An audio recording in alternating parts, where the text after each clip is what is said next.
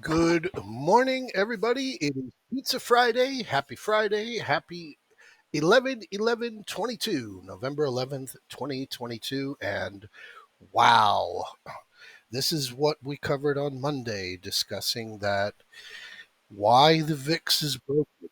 And yesterday, we saw it. One of the biggest rally days in history, one of the top 15 days in history. And wow, just absolutely wow. Massive short covering. You can go through and you can look around on everything. There was very, very weak volume involved in this. I'm not throwing yesterday's rally under the bus. Not way in any way, shape, or form. This is what we've been looking for. We've been looking for this for a couple of weeks now. And I've been talking about that 4,100, 4,200 going into Thanksgiving, going into Christmas. But what happened yesterday was we now have, unfortunately, some pending sell divergences on our larger time frames, like the 4 hour, and that was mainly attributed because of the big gap up. Uh, Tech still weak, unfortunately, and again, that's one of those things that you're going to be focusing on because this is going to be a change in direction where tech is not going to be what it used to be. The Dow is within 8% of the all-time highs, and you've got Nasdaq still roughly, yes, exactly 50% retracement off of the COVID lows and 30% from the all-time highs over on tech.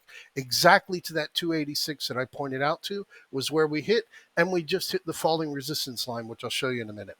Apologize for having this one screen up only while I'm doing this monologue, but yesterday we breached the upside on the spread calculation, just as we breached the upside on the CPI, or the downside on the CPI on October, and also on September, where we breached the upside, where we broke up above 40.37, still paid off, or I'm sorry, the downside.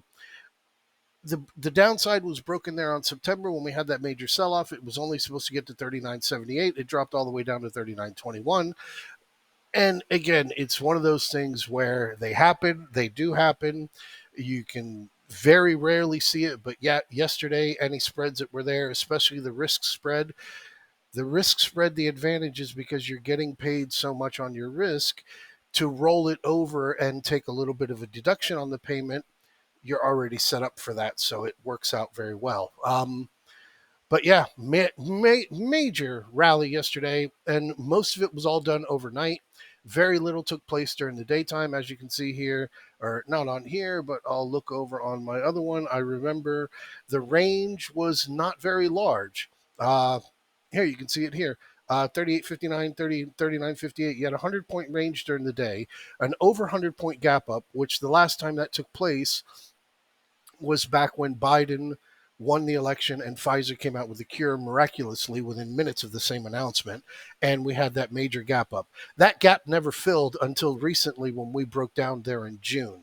So that went on for about 2 years. So don't go focusing on filling the gaps. Like I've spoken about many times, major gaps get filled by gapping up, or major problem levels get broken 90% of the time by gapping up above them. And now that they've gapped up above them, they start to become support.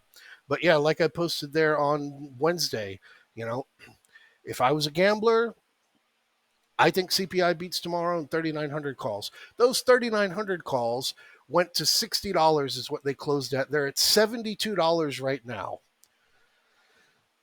Incredible. But I'll tell you here, the only spread that I am even looking at to consider today is selling the 4,000 calls and buying the 4,005 calls. That is the only spread I will even look at today. I am not looking at anything lower than that, even though I do believe that we closed down in the mid 3,900s. Today is Drunken Sailor Day. Today is when the drunken sailors come in that missed yesterday and start making decisions that they're going to go in and take advantage of it now, and they start to make mistakes. Here is where we are. We are up close to, okay, close to 500 points from our lows just over a month back, or actually a month ago, back on October 13th. when the CPI report came out.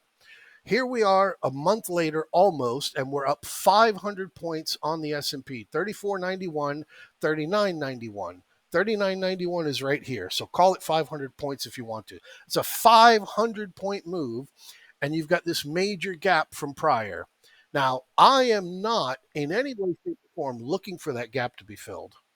I would like to come down to where the lows were, right around that 3860 level this week on Tuesday, but I am in no way, shape, or form going to be shorting this and trying to play puts to the downside, even though they will make money if you time them correctly, like yesterday when I was talking about the 3900s, and they went over 100% within about 25 minutes. Still very risky. That 100-day moving average and this level here at 3908 is now going to be your major support level. Should that 3908 get broken, then you are going to be looking around that 3850, 3860 level. And again, coming back, I'll show you again on the wider view from how I'm looking at this. And again, I'm not getting into big detail here. I could actually move this down here to 1, but I don't want to. This looks to be a 1, 2, 3, and you'd be up here a little bit higher, which we're looking to do today, and then get your 4 dip down to around that 3900, and then the 5 over here into Thanksgiving, up to the 200-day moving average around 4064, 4118. So again, I'm without a doubt looking for a dip to buy. I'm not looking for a dip to short.